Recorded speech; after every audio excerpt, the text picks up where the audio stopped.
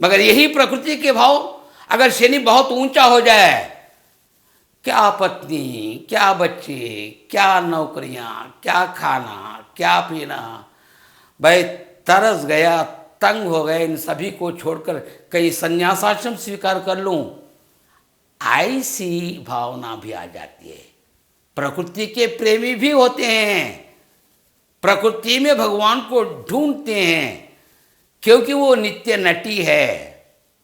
अगर ये शनि बिगड़ जाए, ऊंची दिखाई पड़े या निम्न दिखाई पड़े, तो कभी कभी संन्यास आश्रम को भी स्वीकार करते हैं, यानी एकांत में रहना चाहते हैं, एकांत में ही परमात्मा को देख सकते हैं वे लोग। इस कारण प्रकृति आराधक होते हैं, यानी आयु कारक भी है, धन कारक है, भक्ति होती है, उपासना करने की शक्ति होती है, और प्रकृति आराधना करते हैं, स्थिर चित्त वाले होते हैं। बहुत कहते हैं चंचल नहीं होते, स्थिर चित्त, सबका सुनते हैं, अपना निर्णय लेते हैं, सबकी भलाई चाहते हैं। हां, बात में कभी कभी कठिनता होती है।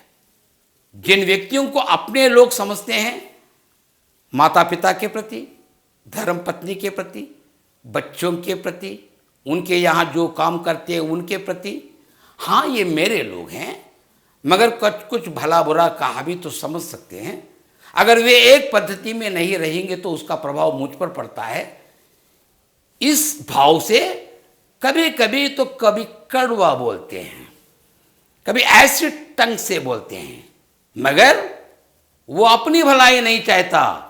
जिन व्यक्तियों के साथ ऐसा व्यवहार करता है उनकी भलाई चाहता है। मेरे पुत्र ने इस घर का निर्माण किया, मेरे पतिदेव ने इस काल को मोला, मेरे पिताजी से दी गई हुई भेंटें कर उनके बच्चे कहेंगे। तो मित्रों, आनंद को मापने के लिए कोई मापदंड नहीं है, कोई थर्मामीटर नहीं है। अगर है, खोजा जाएगा, फूट जाएगा, उतना आनंद मिलेगा। मगर उसी घर में रहने से, उसी कार में रहने से, उसमें फिरने से, घूमने से, या वही भेंट प्राप्त करने से उतना आनंद नहीं रहता जितना आनंद अपने लोग कहते हैं। यानी दूसरों की थोड़ी सी प्रशंसा भी इनके लिए एक सांस बन जाती है। उतने उन्नत चरित्रवान होते हैं ये शनि जातक लोग। जातकत्व को हम किस प्रकार पहचाने? नियम तो वही, 20 सूर्य शनि के क्षेत्र में अगर ऐसी रेखाएं बनी हो तो शनि जातक होते हैं, जरा दुबले पतले होते हैं।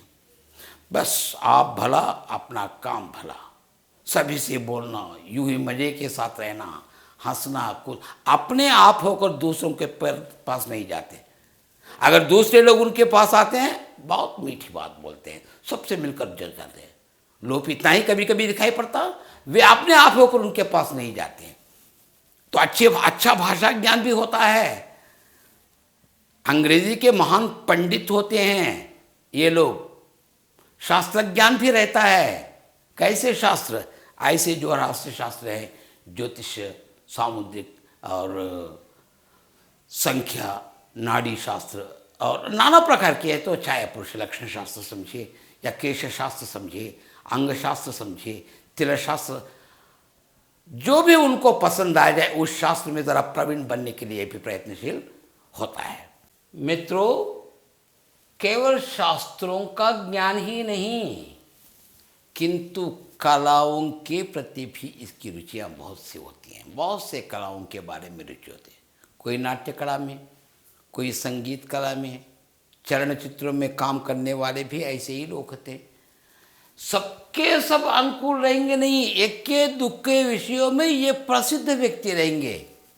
वो व्यक्ति अरे बहुत बड़े उपासक हैं, ये व्यक्ति बहुत बड़े नाट्यकार हैं, संगीतकार हैं, संगीतज्ञ हैं, ये व्यक्ति अत्यंत कुशल है, ये व्यक्ति प्रकृति प्रेमी है।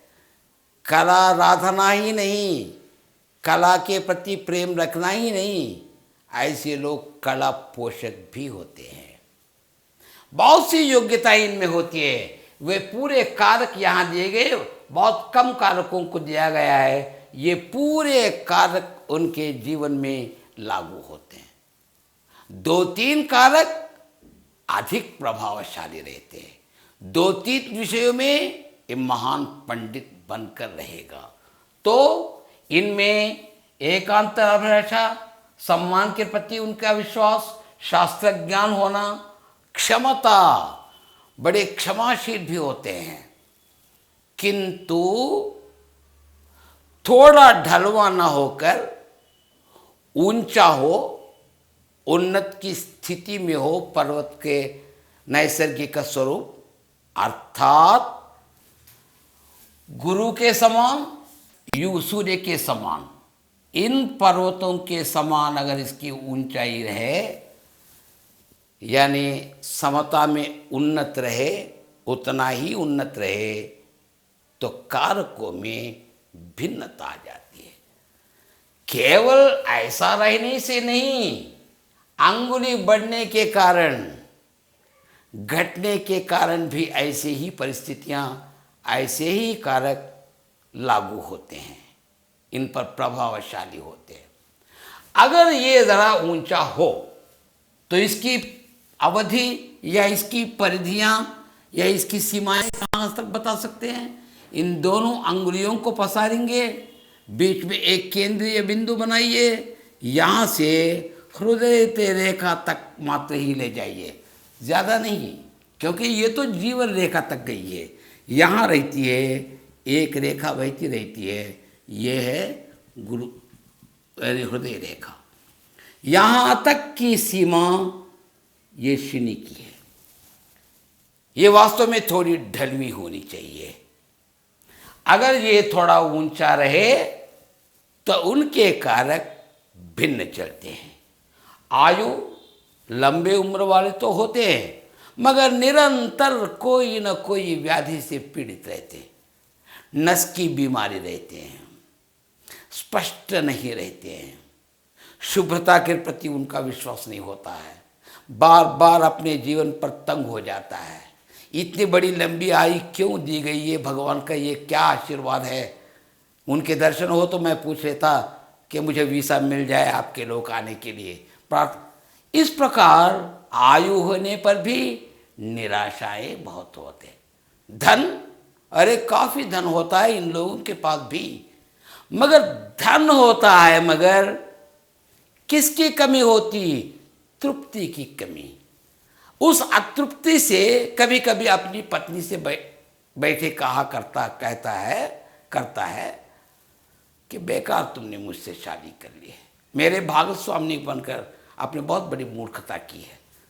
माता पिता से कहते हैं, अरे मुझे जन्म देकर तो आपने बड़ा दोष किया है, मेरे जैसे पुत्र किस काम के लिए आता है, मैं आपको कुछ नहीं वास्तव में सुख पहुंचाता, पत्नी को सुखी रखता, मगर बातों में वो निराशा दिखाई पड़ती है। क्यों? जरा ऊंचा है, सब कुछ होता है, पर अपने आप को नहीं के बराबर समझता है। कथन में भी, बोलने में भी ऐसी बोलता है, नहीं कि भाई की बातें बोलता रहता है।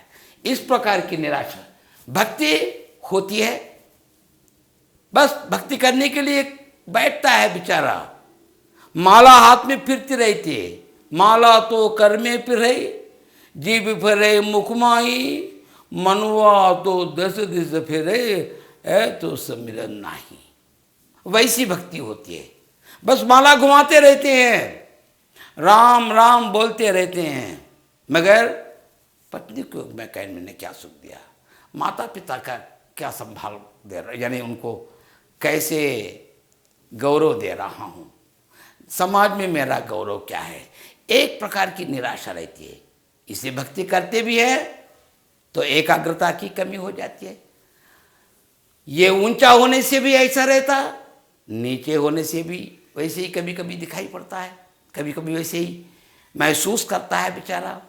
तो आयु होकर भी अपने आप को बेकार समझता, धन होकर भी बेकार होता है, तो अस्थिरता दिखाई पड़ती है, धार्मिकता दिखाई नहीं पड़ती है, दूसरे धर्मों के प्रति भी उतना विश्वास नहीं करती हैं, वो क्षमता नहीं होती, तंग होते हैं, चिड़चिड़ाते हैं, कभी रेस्ट लेने की इच्छा होती है, बहुत सुस्त हैं, बहुत यानी अपने आप को खोए खोए बैठे, खोए खोए सोए, खोए खोए सब कुछ दिखाई पड़ते। कारण तृप्ति की हीनता। राइट, यहाँ से लीजिएगा तो निरक्षरास्यता भी होते हैं, निर्लक्ष्य भी होते हैं, निर्धनी भी होती हैं, संदेहशील होते हैं। अगर दूसरे लोगों के यहाँ जाए तो मुझ में किसी कमी है, उक्ति से उस व्यक्ति से बातचीत करती है, ये संदेहशील भी होते हैं। कब? बहुत ऊंचा होने से या बहुत ढलवा होने से, दो प्रकार की स्थितियों में भी। यानी उल्टी गंगा बहने लगती है, गंगा अपनी दिशा में ही आप बहनी चाहिए, मगर क्या होती है, उल्टी गंगा बह जाती है, यानी उससे भिन्न कारकों का प्रभाव इन जातकों पर रहता है।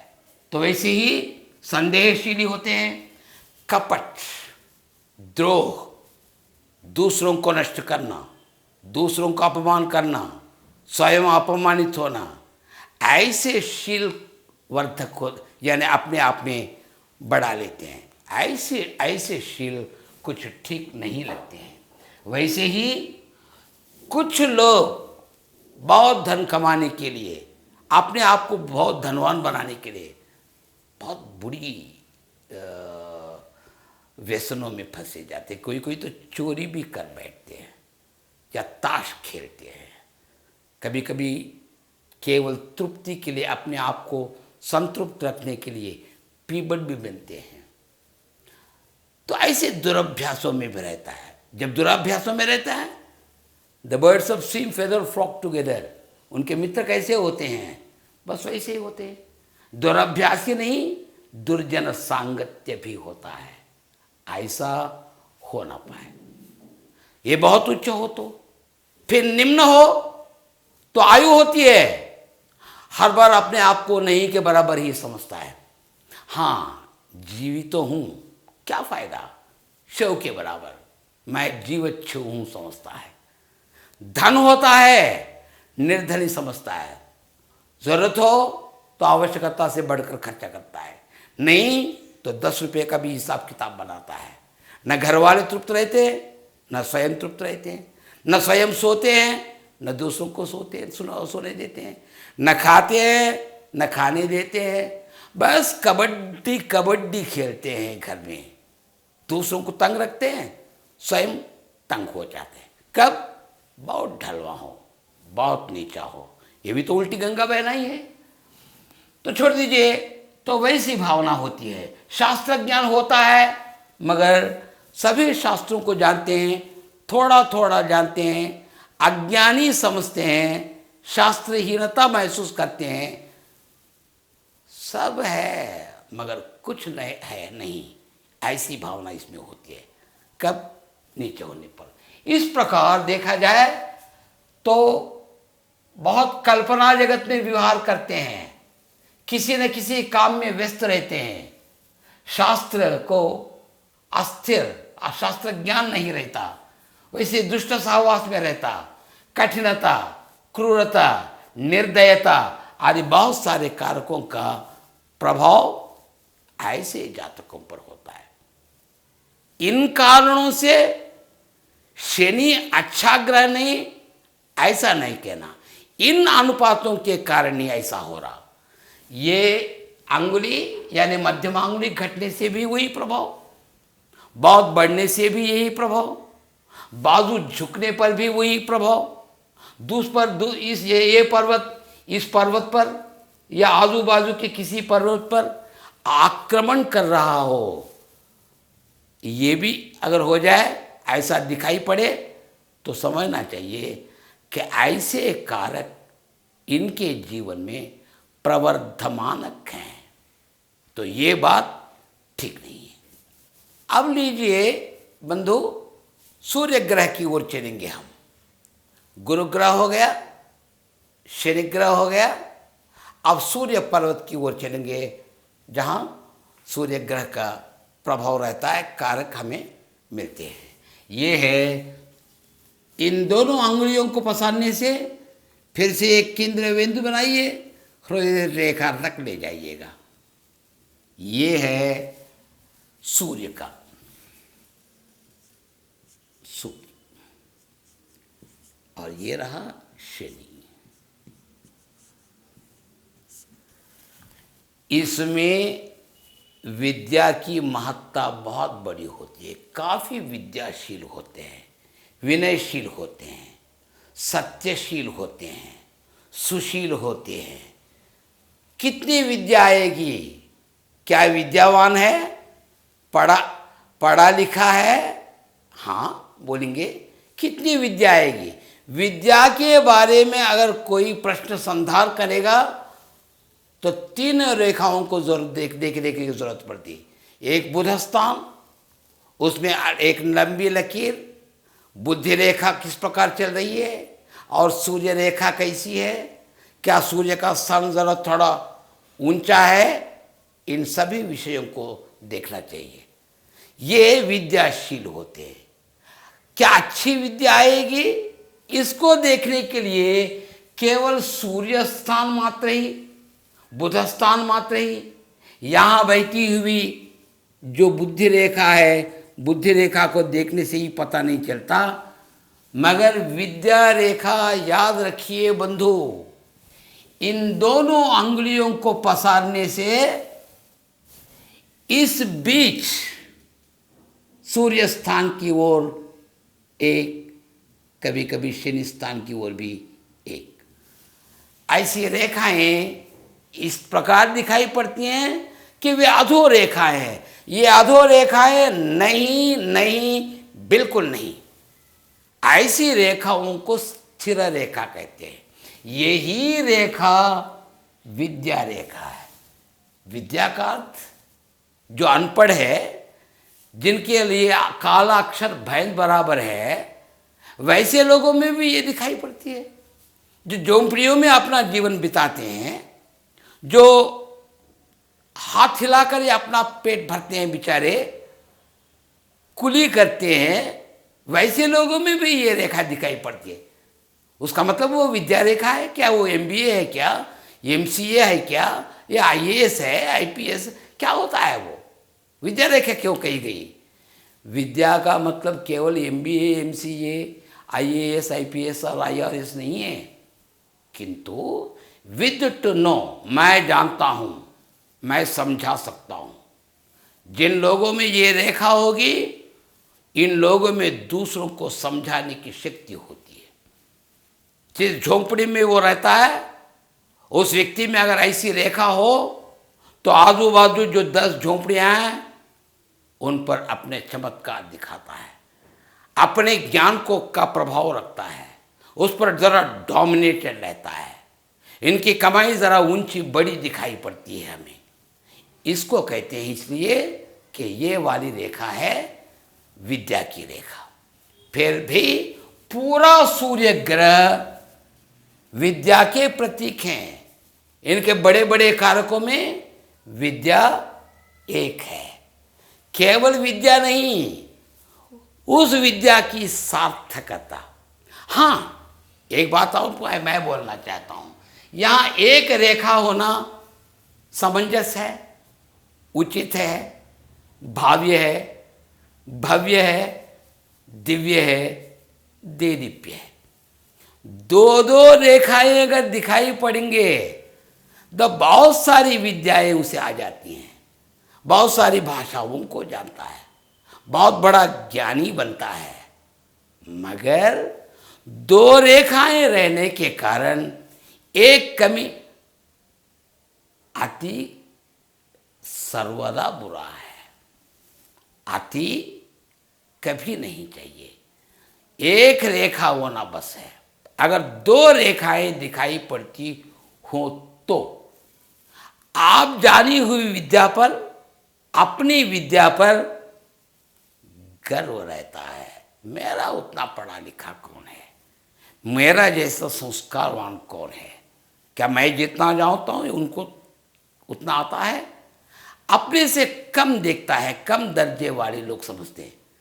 वे कोई कम नहीं होते, सबके बराबर होते हैं, फिर भी अपने मन में दूसरों के प्रति निम्न भावना, कम भावना, उनकी कमजोरी, अज्ञानता समझते हैं।